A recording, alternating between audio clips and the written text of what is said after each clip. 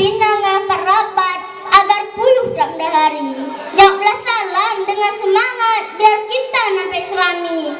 Assalamualaikum warahmatullahi wabarakatuh. Waalaikumsalam warahmatullahi wabarakatuh. Alhamdulillah. Alhamdulillahirabbil alamin. Assalatu wassalamu ala asyrafil anbiya'i wal mursalin wa ala alihi wa sahbihi ajma'in. Amma ba'd. Puja syukur kita panjatkan kepada Allah Subhanahu wa taala yang mana pada malam ini masih diberinya kesehatan badan, luas pikiran dan murahnya rezeki sehingga kita lalui dengan sweet memory dan berpotensi ibadah. Salawat beriring salam kita kirimkan kepada Nabi besar Muhammad SAW, karena apa yang kita lakukan, apa yang kita pikirkan sesuai dengan risalah beliau. Yang kami hormati Dewan Juri yang bijaksana, perhormatan kami kepada panitia pelaksana, yang kami hormati Imam Munassah berserta stafnya, yang kami hormati bapak-bapak, ibu-ibu, adik-adik yang kami cintai. Dalam kesempatan yang berbahagia ini, izinkanlah kami menyampaikan sebuah topik yang berjudul golongan orang-orang yang dirindukan oleh surga.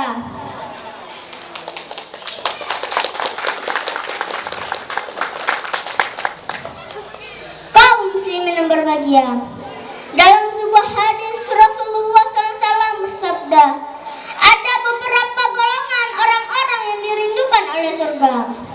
Ma'asyiral muslimin rahimakumullah. Islam terdiri atas 5 perkara. Yang pertama, mengucapkan 2 kalimat syahadat. Asyhadu an la ilaha illallah wa asyhadu anna Muhammadar Rasulullah. Yang kedua, mendirikan salat. Yang ketiga, berpuasa di bulan Ramadan. Yang keempat, membayar zakat. Yang kelima, naik haji ke Baitullah bagi orang yang mampu. Kaum muslimin yang berbahagia, orang yang tidak bersyahadat berarti orang yang tiada agama. Orang yang tidak sholat berarti orang yang menghancurkan agama.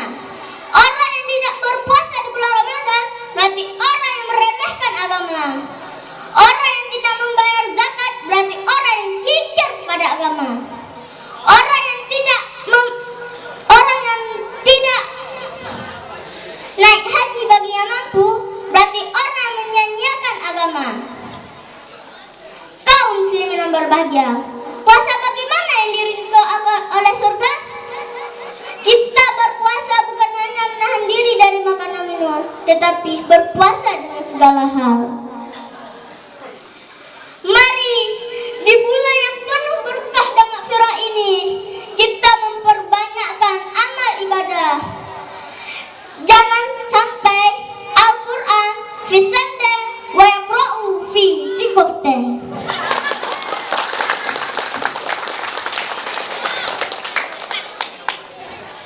Kaum muslimin yang berbahagia, golongan kedua, orang yang menjaga lidahnya. Kita berpuasa bukan hanya menahan diri dari makan dan minum, tetapi juga menahan lidah kita jangan sampai mengunjing orang lain dan sebagainya. Kaum yang kedua, kaum ayah yang berbahagia. Golongan ketiga, orang yang gemar baca Al-Quran. Tetapi apa kenyataannya? Di kantor-kantor orang gemar baca Quran, di warung kopi orang gemar baca Quran. Bahkan di mana-mana orang-orang gemar baca Quran, bukan baca Al-Quran. Masya Allah. Ketika ditanya di alam kubur, marah bukan? Jawabannya Serambi Indonesia. Ma Imam bukan? Jawabannya waspada.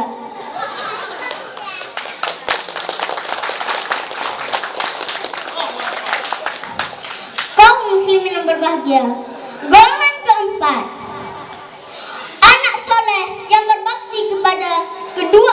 tuanya. Dalam hal ini, dalam Al-Quran, Allah berfirman, surah Luqman ayat 14 yang berbunyi, A'udzu billahi minasy syaithanir rajim. Bismillahirrahmanirrahim.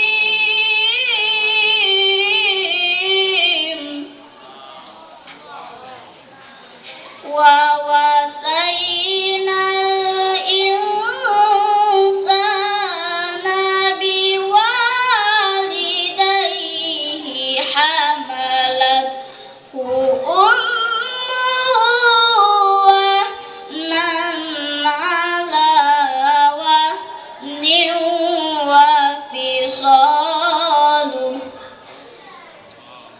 wahnan ala wahnin wa fisaluhu fi amaini anis kulli walidayka